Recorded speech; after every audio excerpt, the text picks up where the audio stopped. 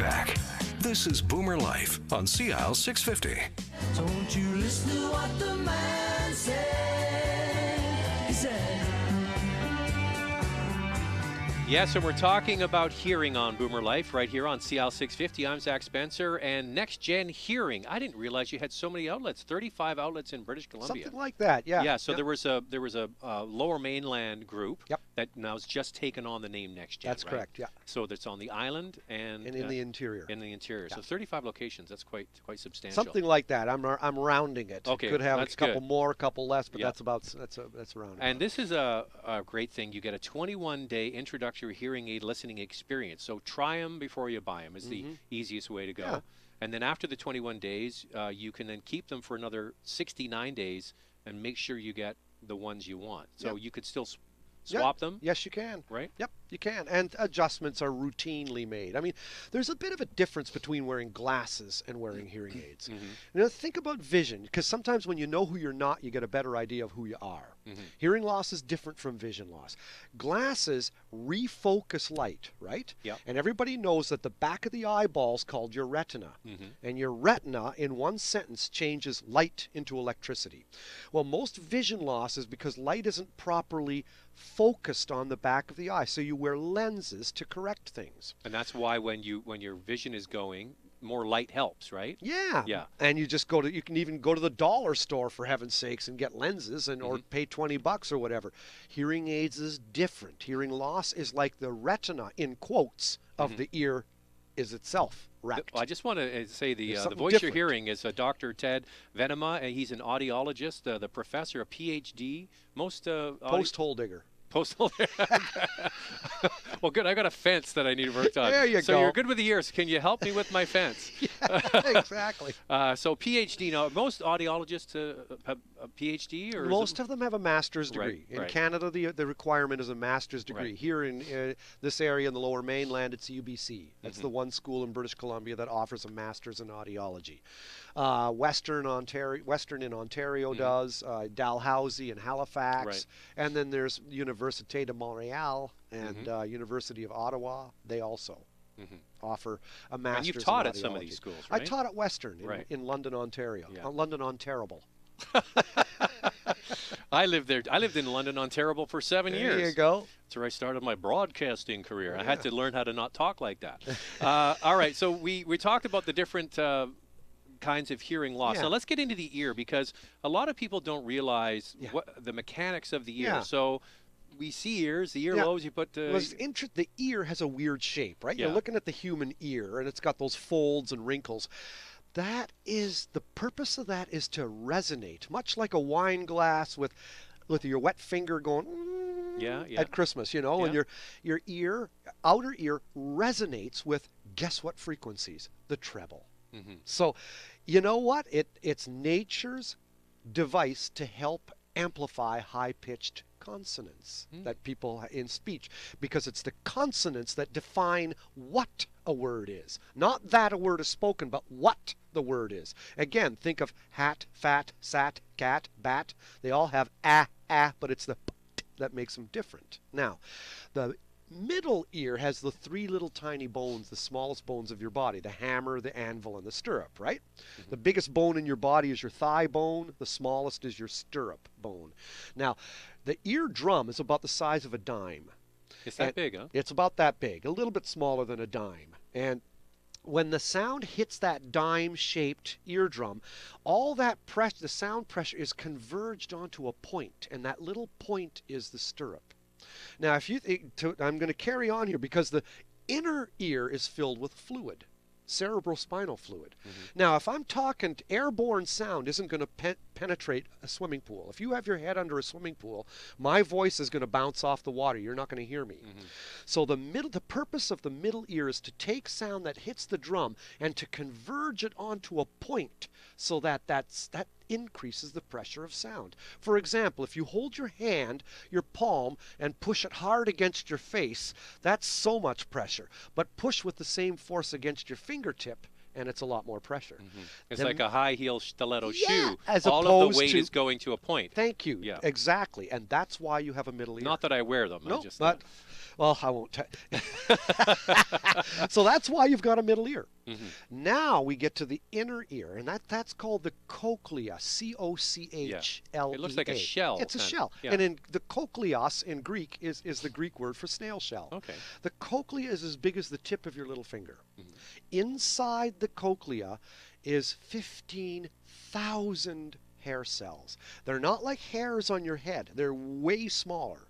And you've got 15,000 of these guys. And those are the retina, in quotes, of the ear. Those change sound into electricity. And electricity is the language your brain understands. So the outer ear gathers and resonates. The middle ear converges the sound pressure onto a point so that it can activate a fluid-filled inner ear, which is filled with those 15,000 hair cells. And those are what's destroyed with noise. And those are what die out with age. It's the inner ear hair cells, which in all essence are like the retina, in quotes, of the ear. So if you did a cross section and you described to people what's going on, and they could see how delicate they are. Oh, yeah. Is that when they wake up? Ah. Is that when they say, really all you're dealing with are these tiny little hairs that are and they get brittle as you age? No, they don't, but they do die out.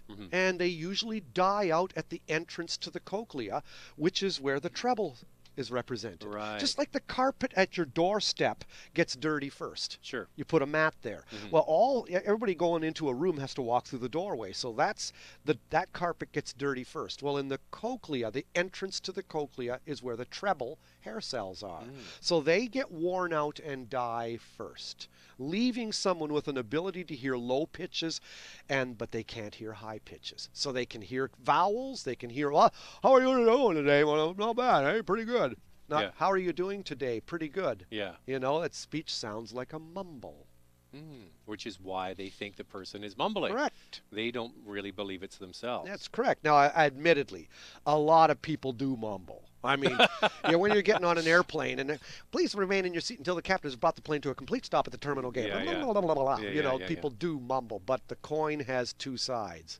A lot of people, 30% over 60, have presbycusis. 50% of people over 75 have presbycusis. And noise-induced hearing loss, the second most common cause of hearing loss in the world, it's preventable.